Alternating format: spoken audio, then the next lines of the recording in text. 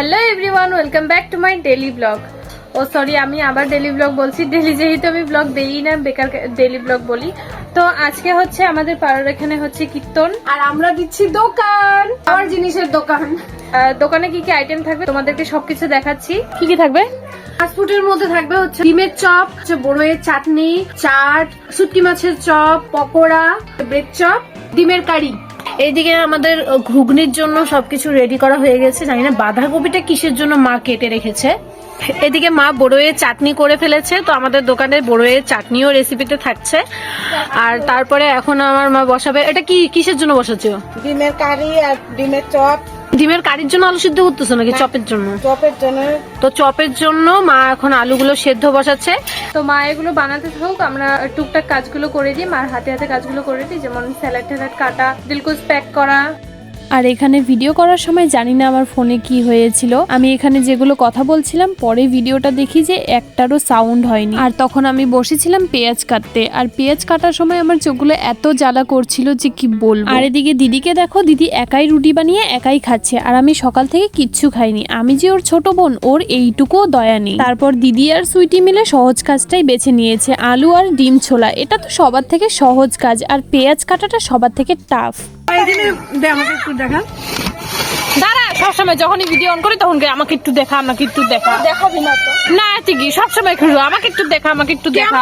আমিও তো তোকে দেখাবো রে। ব্লগ ভিডিও মানে আমার ব্লগ ভিডিওটা তুই আমাকে দেখাবি, তোর ব্লগের আমি তোকে দেখাবো। আমি বানাতে না বানাতে বলতে পারতেছি না। আমি বানাইতে না বানাইতে বলে কি আমাকে একটু দেখা, আমাকে একটু দেখা। মানে শুরু করতে না করতে, ক্যামেরাটা অন করতে না করতে বলবে কি আমাকে একটু দেখা, আমাকে একটু দেখা।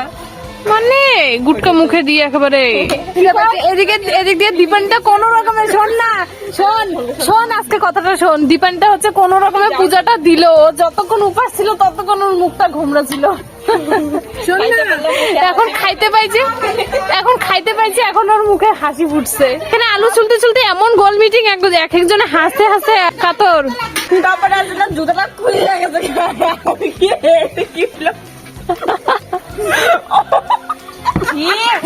ফেলবে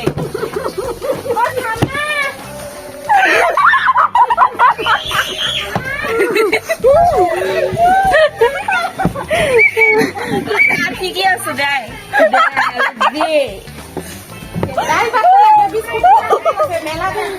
আজকে খাওয়ার টাইম নেই, তাই আমি রুটি আর আলু ভাজা দিয়ে রোল বানিয়ে খেয়ে ফেলছি।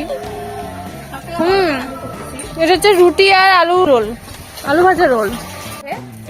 সবাই শুনে অবাক হইতেছে যে ডিমের কারিটা কি হবে, ডিমের কারিটা কি হবে। আগের বছরে নাকি ডিমের কারি নাকি শর্ট পড়ছে প্রদীপ কাকার বউয়ের। দেখে দিও মশলা এক কারি। একটা ডিমের দাম কত? 15 টাকা। মানুষ যদি কয় থাক, তার থেকে বাড়িতেই ডিম নিয়ে খাবো। আসলে আমি এখন গুঁড়া করবো হচ্ছে বিস্কুট। এই যে এই বিস্কুট গুলো এখন গুঁড়া করবো। মানুষ কাজ করে শুধু ভিডিও করার জন্য। ছি না, আমি এখন এই বিস্কুট গুলো যেহেতু একটা ব্লগ হবে, যে ভাবছে যে কাজ করি, এই একটা ব্লগ হয়, মানে এক কিলো দুই পাখি মারে আর কি মানুষ। ইয়েস। আর এদিকে সুইটিকে দিছি আমরা সব থেকে মুশকিল কাজটা, পেঁয়াজ কাটা। পেঁয়াজ কাটাটা খুবই মুশকিল কাজ। তো কান্দি আমি স্যাটিসফাইড এই কাজটা করে, কারণ আমি মাগনা খাবো।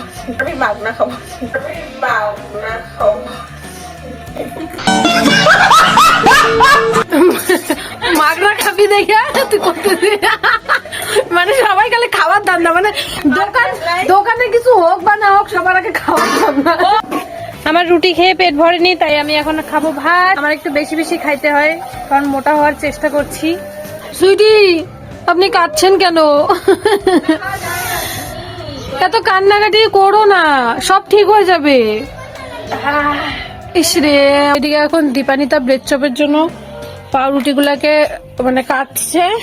বিস্কুটের গুঁড়াও রেডি হয়ে গেছে আমাদের। ডিমগুলো ঢাকা দিয়ে রাখা হয়েছে, কারণ প্রচন্ড মাছি উঠছে। ডিমের চপের জন্য ডিমগুলো কাটা হয়ে গেছে। শুটকি মাছের চপ হবে, তার জন্য শুটকি মাছগুলো মা রেডি করে দিল। আর এদিকে মার বড়ইয়ের চাটনিও রেডি, এদিকে ডিমের কারিও রেডি। আর এখন চাট বসিয়ে দিয়েছে, চাটও প্রায় হওয়ার দিকেই। আর এদিকে দুই রাঁধুনি এসে মানে আলুটাকে যে ভাজতে হবে আলু ডিমের চপের জন্য, তার জন্য দুইজনকে আসতে হয়েছে, কারণ হাত ব্যথা হয়ে যায় না এক ভাইসে ঘাটতে ঘাটতে। মানুষে যাইতেছে দোকান নিয়ে। তো আমাদের এখানে চপ রেডি, এদিকে হচ্ছে আর কি আছে, ব্রেড চপও রেডি।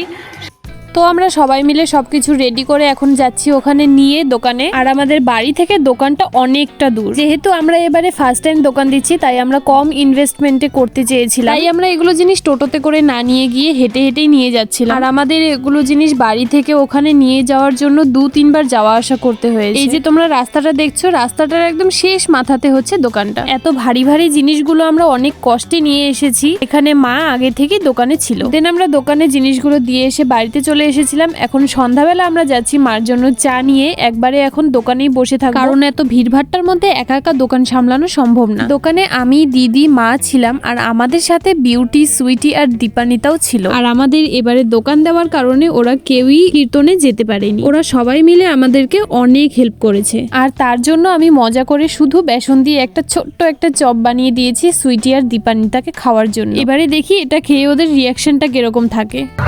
খা চপ তো ভাগ কর।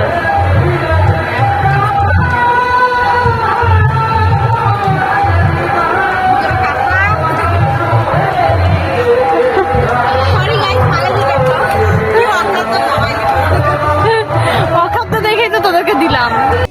দেন রাতে এগুলো সব গুছিয়ে বাসন টাসন সব বস্তাতে ভরে আমরা বাড়িতে নিয়ে আসছিলাম। আর এদিকে দিদিকে দেখো স্টাইল মারিয়ে স্কুটি নিতে গেছে, ফেলে দিয়েছে। আর এটা দেখে সুইটি যে এত হাসতে ছিল, হাসতে হাসতে ও এদিক থেকে এদিকে চলে যাচ্ছে। ভুলবশত যদি কেউ সুইটির সামনে পড়ে যায় তাহলে ও এমন ভাবে হাসে যে ওর সামনে পড়ে গেছে সে আরোই লজ্জাতে মরে যাবে। চলো আজকের জন্য এটুকুই, দেখা হচ্ছে নেক্সট ব্লগে, বাই বাই।